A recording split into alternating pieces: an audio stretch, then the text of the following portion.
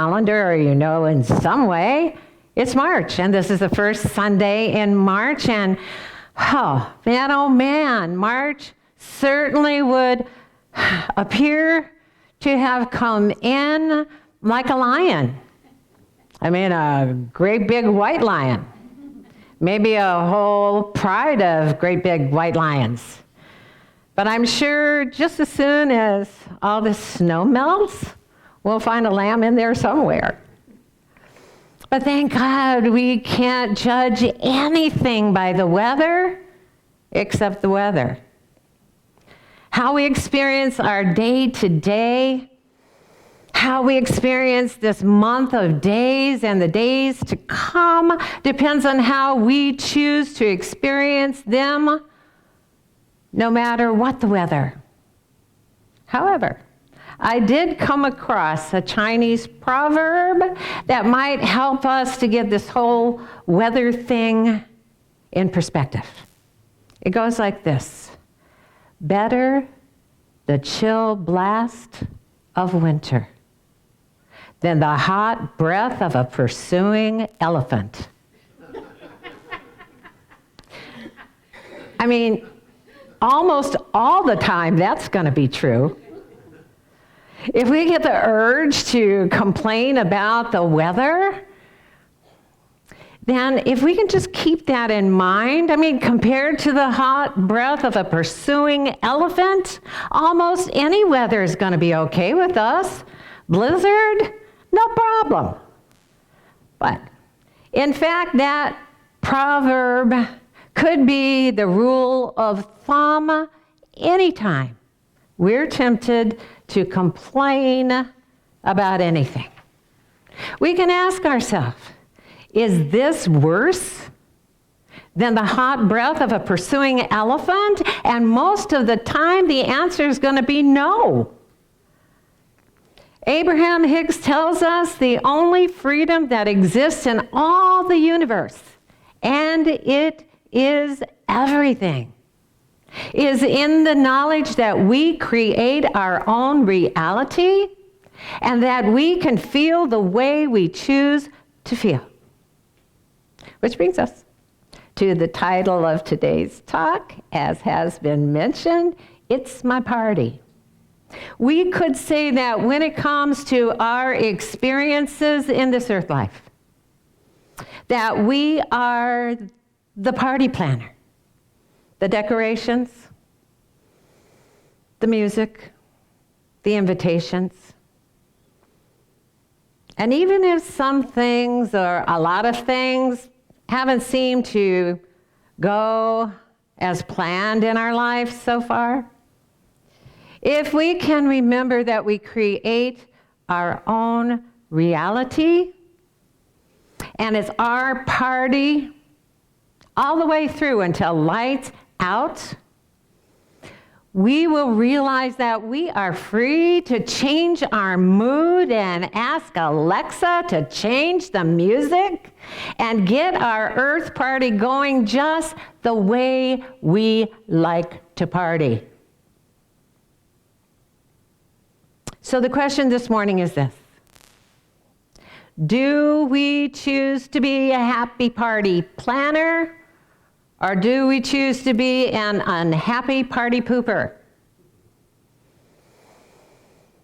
Now, it's likely that most of us remember the 60s song, It's My Party, sung by Leslie Gore. The chorus went, "It's my party, and I'll cry if I want to. You would cry too if it happened to you." Well, we've all had events in our life that seemed to happen to us that felt bad and sad and unfair. There's no right or wrong reaction to those happenings.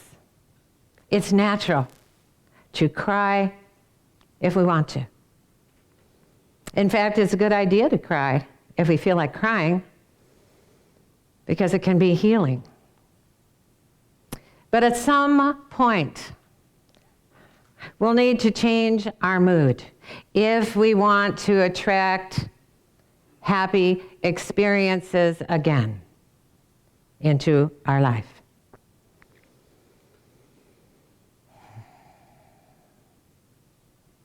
If we spend our time pointing out why we should continue to cry because of what happened to us, if we make a sad song the background music for our life, we won't create a party that anyone wants to come to, not even us. Ever walked into a party and you knew right away that party was going to be a drag? Our emotions are like a vibrational soup that runs through us and around us and remains with us until we're healed. When I came across that Chinese proverb, something came to mind that I haven't thought of in years and years and years. I briefly worked with a young woman years ago, when I was a young woman, years ago. Colleen was such a positive person that I didn't have many of those around me, and I loved to talk with her. And any time that we had a chance to do that. And one day we were having lunch together, and she took out her wallet and she pulled out a picture. And it was a black and white photograph of the most beautiful little girl. She was outdoors and smiling and sitting on a tire that was hung from a tree. And Colleen said, "That's my little sister." And she said she died when I was 10. It was the saddest day of my life. And I didn't think that I would ever stop crying. But over the years, I have used that pain as a benchmark. When other sad events have come my way, a breakup with the boyfriend, losing a job, or any other awful event that I didn't expect. And I always ask myself, does this feel as bad, as sad, as awful as when my little sister died? And the answer is always, always no. She said that question and that answer had gotten her through all sorts of sad and bad events in her life and allowed her to just get on with being happy again. Eckhart Tolle tells us sometimes letting go is an act of far greater power than defending or hanging on. It's our party. And we can cry if we want to for as long as we choose to. But since we create out of our own reality, out of our mood and attitude, there comes a time when we need to just let go. Even if we feel justified in continuing to feel sad, even if those around us agree that we should continue to be sad, and they would if it happened to them, since our life multiplies according to the emotional direction that we're heading, it's important for us to decide whether we want to increase our sadness or increase our gladness. It's our party to plan. The Scottish essayist and philosopher Thomas Carlyle wrote, "Every day that is born into the world comes like a burst of music and rings the whole day through. And you make of it a dance, a dirge, or a life march, as you will." So, what do we will to make of this day that has already burst forth like music? What party do we want to plan now? Will we allow happy music to play in the background of our day all day through and set the mood that makes us want to play, that sets the mood that makes us want to dance? The non-physical flow of pure positive energy, which is the joy of our Creator, is hard to resist. Maybe that's why we feel so tired whenever we do. If we're struggling against life's beautiful, powerful, loving currents, it's impossible for us to make any headway at all in our self-discovery of the joy, peace, and love and abundant good that belongs to us, that already lives in us. Science of Mind tells us each one of us is today the result of what has gone before, either consciously or unconsciously, no matter what kind of a condition we may be in. When we realize that what we now have and what we're now experiencing is the result of what we have thought, we realize that the answer to what we shall be is contained in what we now are, for we can change our thinking. No matter what's happened in our life in the past, even if we've been wearing black clothes as a symbol of grief most of our life,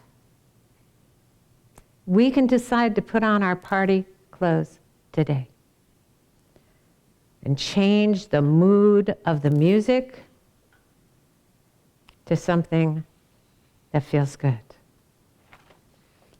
Joy is already given to us by the source of our creation.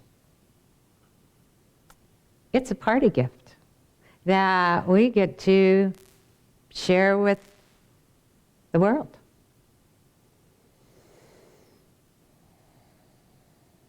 The answer to planning a party that's more fun than the one we planned yesterday or the day before that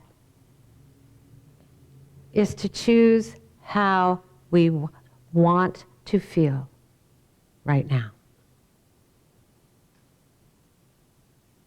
Rumi wrote, "We are souls dressed up in sacred biochemical garments, and our bodies are the instruments through which our souls play their music." A chance to party in physical form to the music of our non-physical soul in concert with the whole universe isn't a party gift that we want to pass up. We are free right now to throw the party of a lifetime. When we focus on thoughts that uplift us, just because we're ready to be uplifted, when we feel inspired just to be alive and to be ourself in this life, we know it's going to be a great party. Because the plans are contained in what we are and what we feel now. Abraham Hicks tells us, if you can trust that all you want is alive and well and waiting for you, and that the entire universe is working to bring you into alignment with it, then your joy can start today. Namaste.